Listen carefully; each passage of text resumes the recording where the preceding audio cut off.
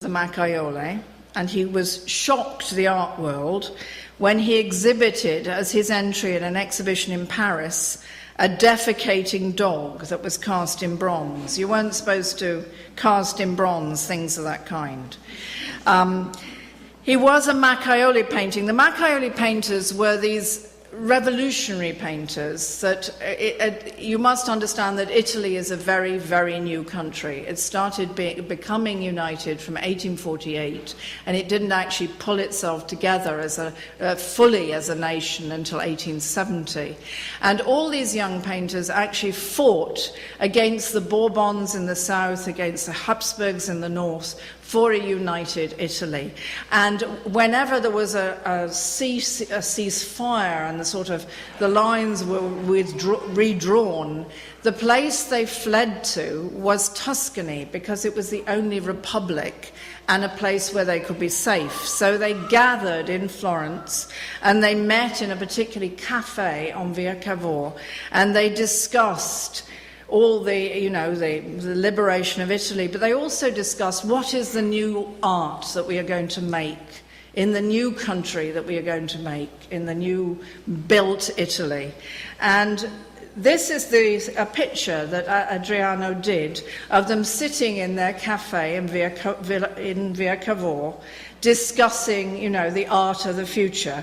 And just to mention an aside, the guy in an enormously tall hat at the back, which is almost as tall as Abraham Lincoln's hat, isn't it?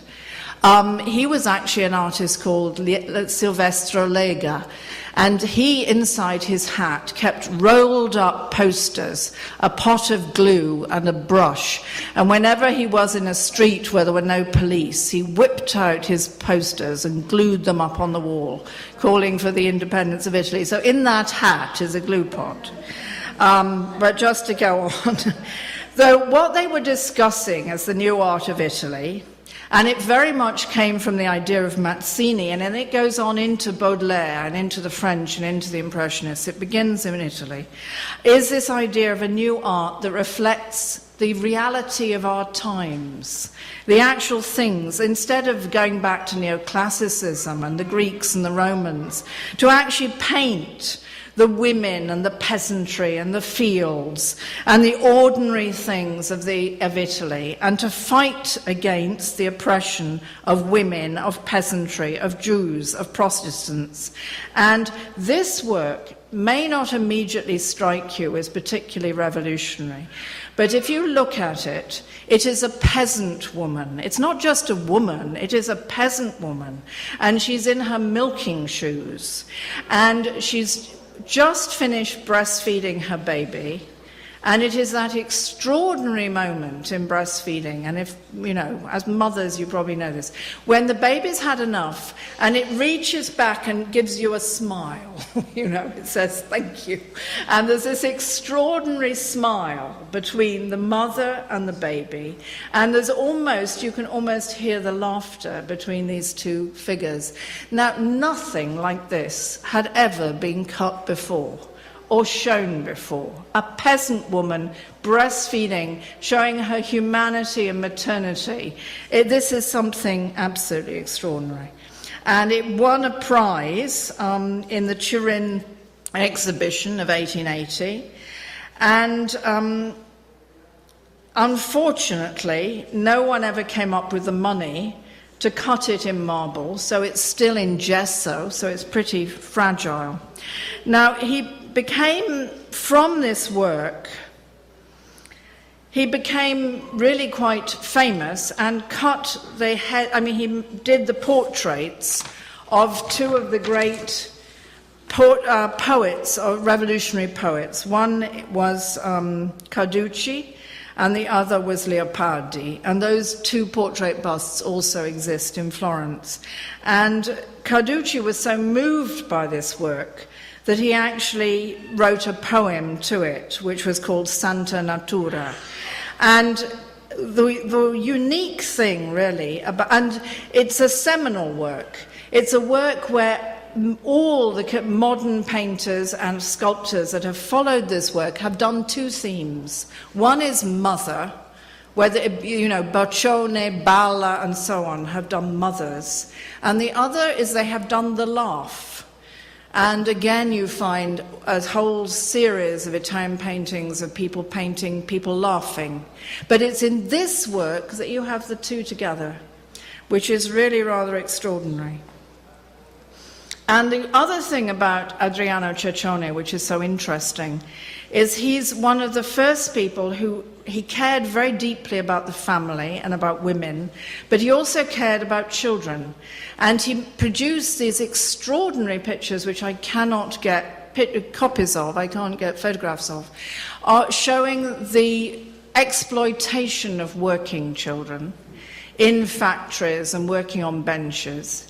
But he also did these pictures of his own children, and they're the first pictures of children that are not sweet little Robin in his suit, you know, but actually being children. They're a thorough nuisance. They're in his studio, and they're absolute, you know, they're dressing up and being a real nuisance and looking silly, and they're hanging out in the kitchen and picking their nose and doing all the things children do, you know. I mean, they're actual children in real places. And these are extraordinary pictures and really sort of cut through in a way that is very remarkable, I think. Going back to maternity, or la madre, whichever way you want to call it, it is timeless in its femininity and its down-to-earth beauty. And Cecioni tried to show the beauty of the ordinary or the ugly, you know, challenging the bourgeois canons of beauty and aesthetics. And despite and I think he succeeds, and it's an extraordinary work. Okay, now we'll come on to another work, the last one. And it's a work that is about Anita Garibaldi, and it's a sculpture that was made to honor her, and it's on one of the hills of Rome called the Gianicola. Giuseppe Garibaldi is also on a horse in Rome, and he's on the Pincio, so they're on different hills, and she's on the Gianicola. And it's a work of propaganda that was very much orchestrated by fascist propaganda, but despite this, it still has a very great power. Now, Anita Garibaldi, whose real name was Anna Maria de Jesu Rivero de Silva de Garibaldi, lived from 1821 to 49, and was a great revolutionary heroine of the Risorgimento. She was Brazilian from a Portuguese family from the Azores, and Garibaldi was the military arm of the Risorgimento. The Risorgimento, the freeing of Italy, was made by three men. It was made by Mazzini, who was a Republican, by Cavour, who worked for the kings of Piedmont and eventually brought the whole of Italy into a monarchy, and Giuseppe Garibaldi, who, as a military expert, who had worked as a guerrilla fighter in South America, came and actually raised the troops and defeated the different military opponents in the south of Italy and moved up Italy, liberating Italy. Garibaldi actually met Anita in South America. They were to marry, and she bore him 4 children, dying pregnant with the 5th on the retreat from Rome in 1849. She died at the Guccioli farm in the marshes, trying to reach the coast near Ravenna.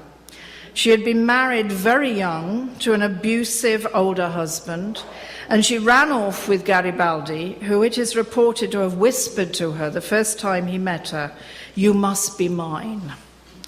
And this is the description that Garibaldi wrote of Anita. She was an amalgam of the 2 elemental forces, the strength and courage of a man and the charm and tenderness of a woman, manifested by the daring and vigor with which she had brandished her sword and the beautiful oval of her face that framed the softness of her extraordinary eyes. They were married in 1842, shortly before returning to Italy. They were deeply in love, and she never left him, going with him on all his campaigns in South America, and later returning with him to Italy and following him from Sicily through the southern campaigns. And, okay, let's find a picture of her. This is what I'm talking about, the one on the right.